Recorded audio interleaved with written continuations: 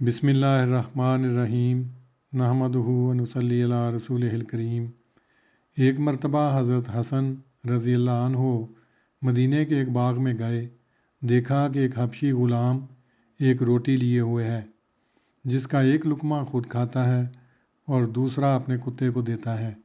اس طرح اس نے آدھی روٹی خود کھائی اور آدھی کتے کو کھلا دی۔ آپ نے غلام سے پوچھا، تم نے کتے کو کیوں روٹی کھلائی؟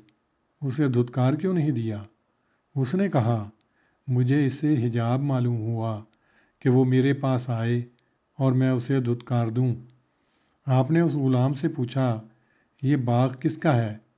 اس نے کہا، ابان بن عثمان کا، اور میں انہی کا غلام ہوں۔ آپ نے کہا، جب تک میں واپس نہ آ جاؤں تم کہیں نہ جانا۔ یہ کہہ کر ابان کے پاس گئے اور باغ اور غلام دونوں خرید کر واپس آئے اور غلام سے کہا، میں نے باغ اور تمہیں ابان سے خرید لیا ہے، اب تم خدا کی راہ میں آزاد ہو اور باغ میں تمہیں ہبہ کرتا ہوں۔ غلام پر اس کا غیر معمولی اثر ہوا۔ اس نے کہا، آپ نے جس راہ میں مجھے آزاد کیا ہے میں اسی راہ میں یہ باغ دیتا ہوں۔ تاریخ دمشق، لا بن عساکر، جلد 13، صفحہ 246۔